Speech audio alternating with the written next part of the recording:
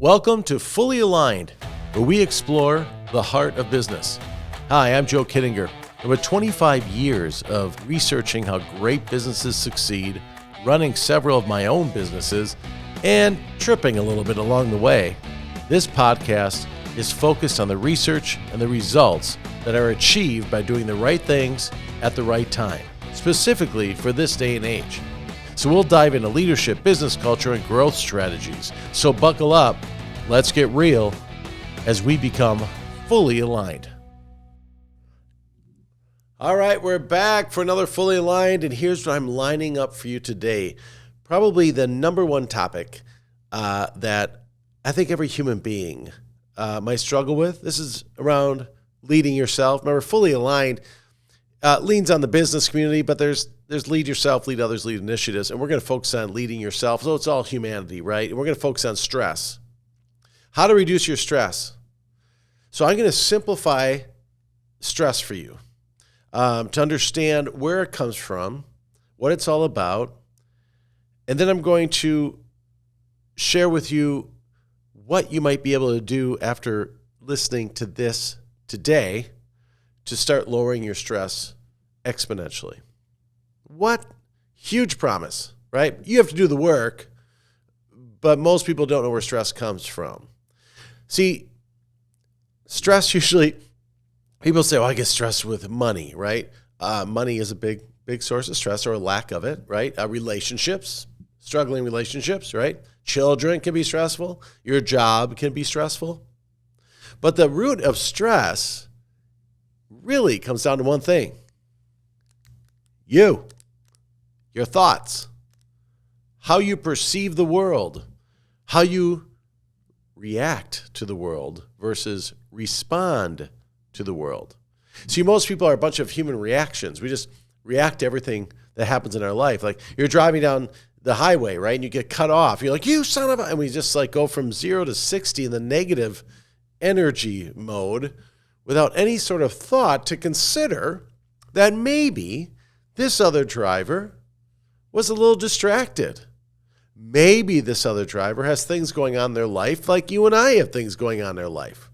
All right, so what happens when you cut someone off while driving? Oops, sorry. I know I do that. I'm sorry about that, And sometimes my imagination has that other driver going, no problem, dude. Totally get it. No, they're swearing at me and cussing me out, and it's all this negative energy that's completely unnecessary.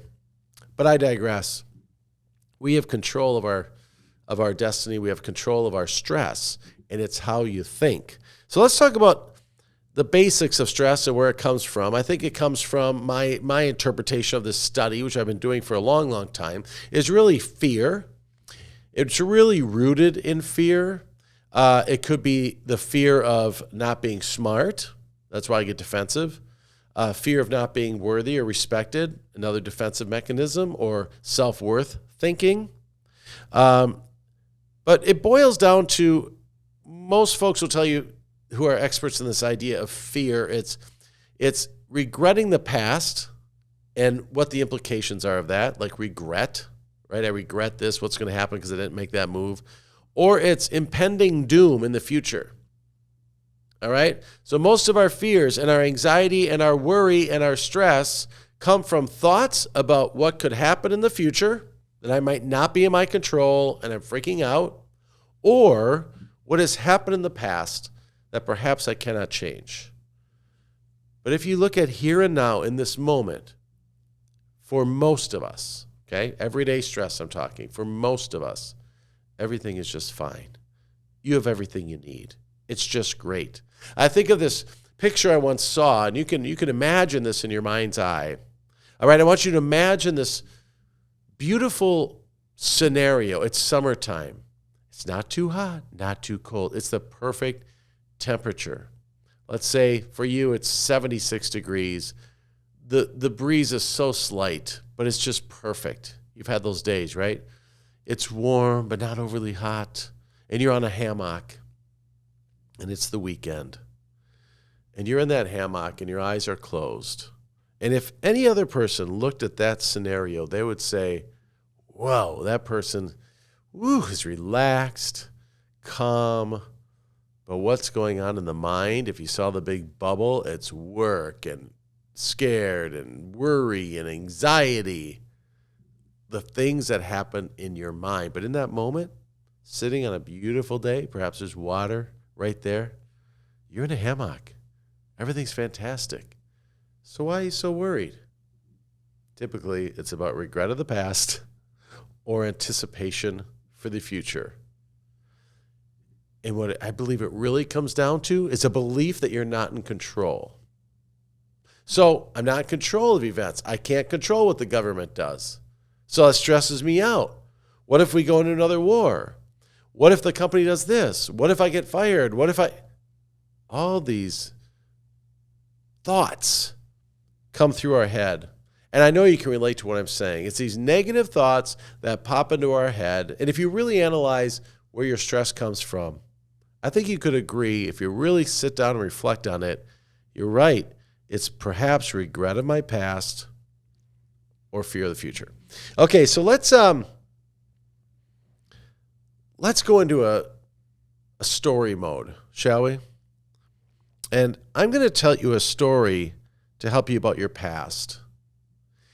And then I'm going to show you a way that you can affect your future in a much less stressed way. Okay?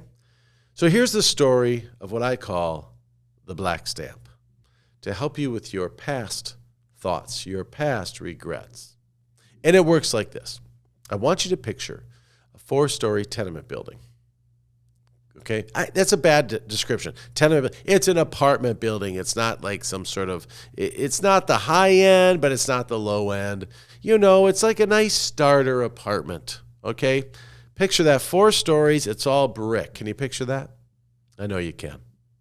And there are these 4 stories. There's also the basement, you know, where you can kind of see the window on the bottom part. Right? But that down in the basement is storage and laundry for all the residents. Every floor is 4 apartments. Can you picture that? 2 in the front, 2 in the back, 2 in the front, 2 in the back. And it keeps going up to the different stories.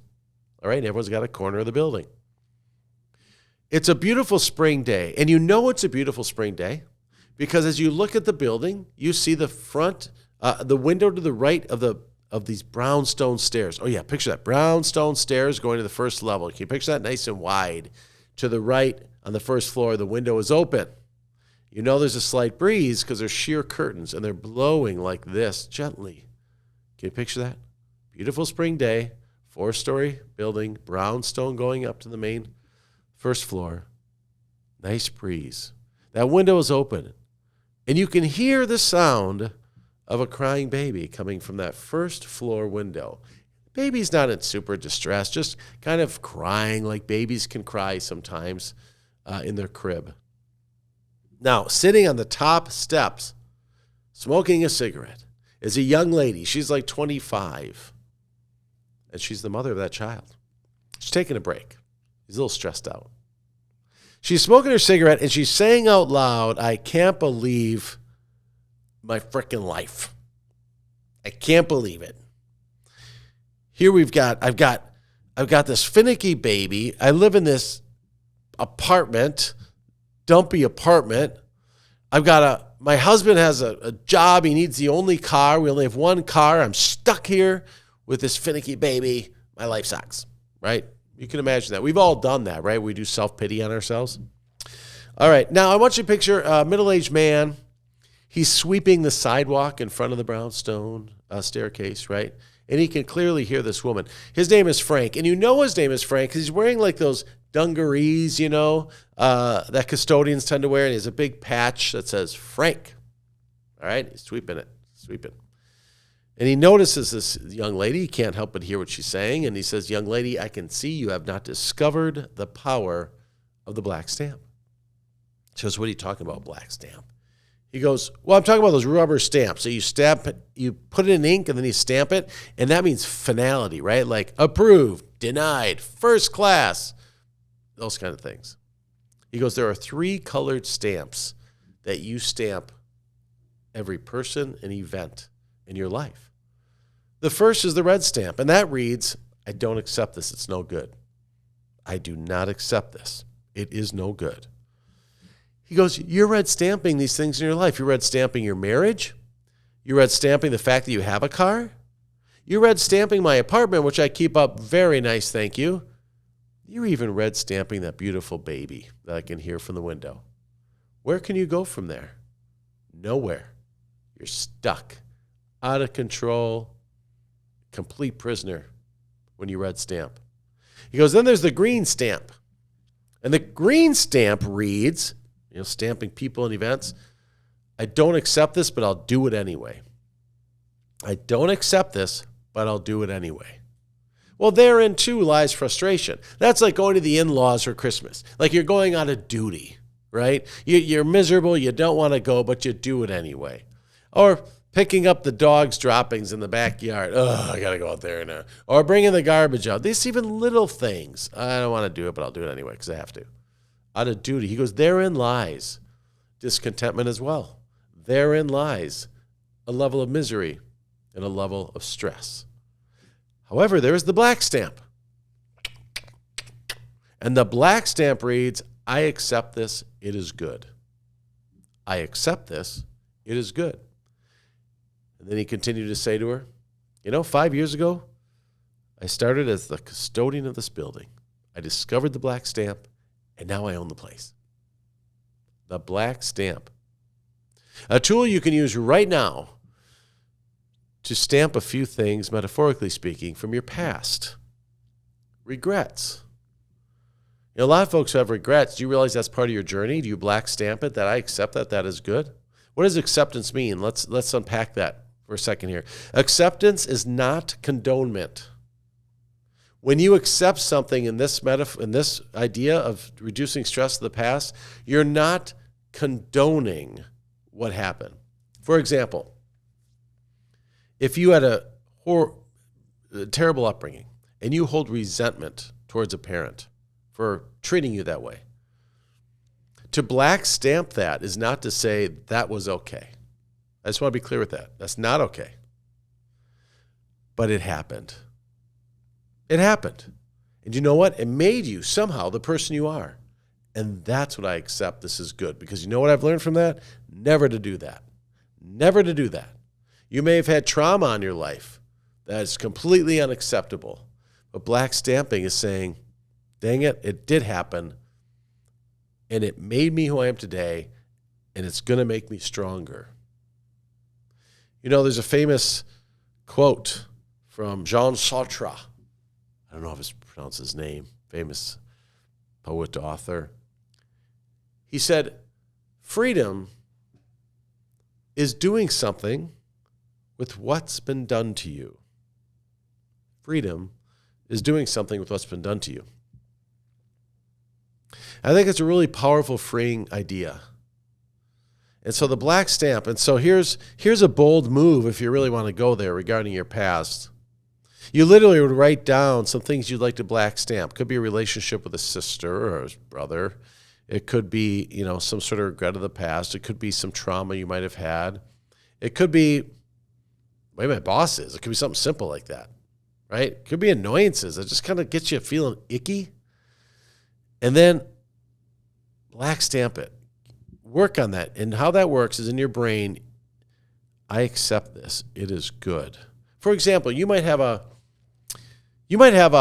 situation. I use this a lot because when I coach leaders, I hear this story a lot. We go to Christmas at the in-laws, or we go to Christmas at my parents, whoever it is. And I believe it's damaging to my children. Like the way grandpa and grandma talk, or the way they drink, or the way they do this is harmful. And we're so embarrassed. And I go, why are you going? Why are you going there?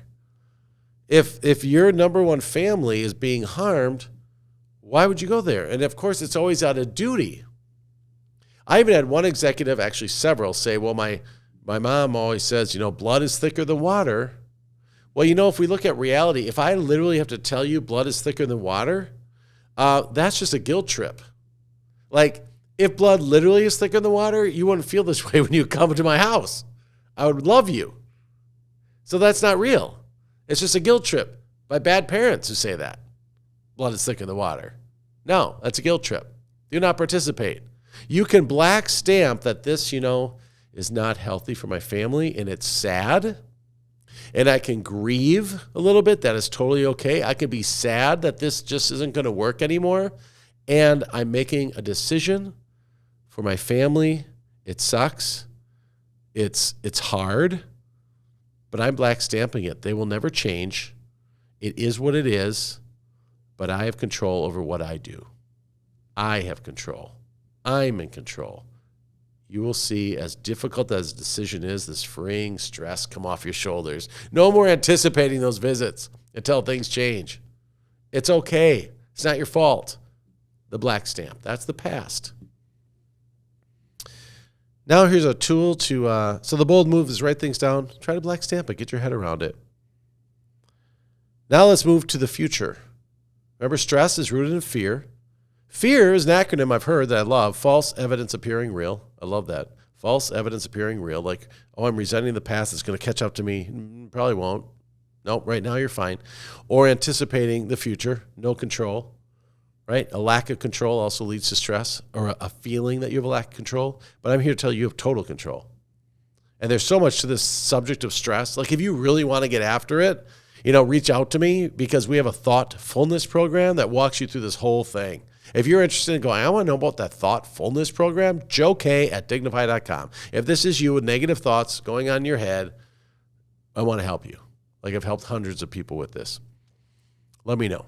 All right. So now the future. What can I do in the future to lower my burden? This really is going to sound super simple, but I'm willing to bet you're going to feel a 15 to 20% lower stress rate. All right. So here, I want you to take a piece of paper out. If you can. Obviously, if you're driving or listening, you can't. But it's a simple idea. This is how I started with my future, controlling my future. On a piece of paper or a card that I carried with me, I wrote the following words. Are you ready? Big stress reliever for the future. This is your future stress. I may be wrong. All right, you got that? I may be wrong. Well, Joe, why is that little card that I'm going to carry in my pocket to remind me I might be wrong lower my stress? Because the majority of your stress comes from your ego. And your ego wants to be right. I mean, dignity, by definition, your dignity is worthiness of honor and respect. The challenge is no one's ever really dug down into what that really means. You defend your worthiness at all cost, and you don't have to. You don't have to be right to show me you're worthy. Matter of fact, when you admit you're wrong, I see your worthiness. When you have to be right, you're pushing me away. I mean, we can all relate to that, right? Who likes a know-it-all? Nobody likes a know-it-all. Nobody likes a know-it-all. And I've been practicing this for a long time. I have a long way to go, but I'm better than I used to be, and that's all this journey is. I'm better than I used to be in my stress. Way, way better. I would say my stress rate, if there's a 0 to 100 scale, I would tell you my stress rate is far below 10%, sometimes 2% or none. Okay, so we all have a level of stress. I'm still practicing, but I used to be at 80%. I used to be a little wound up, and it used to rattle me, and my heart used to flutter, and I'd go to the hospital thinking I'm having heart problems, and they said, you're having an anxiety attack. Okay, so that was me in 2002 when I decided to get after this and really research this.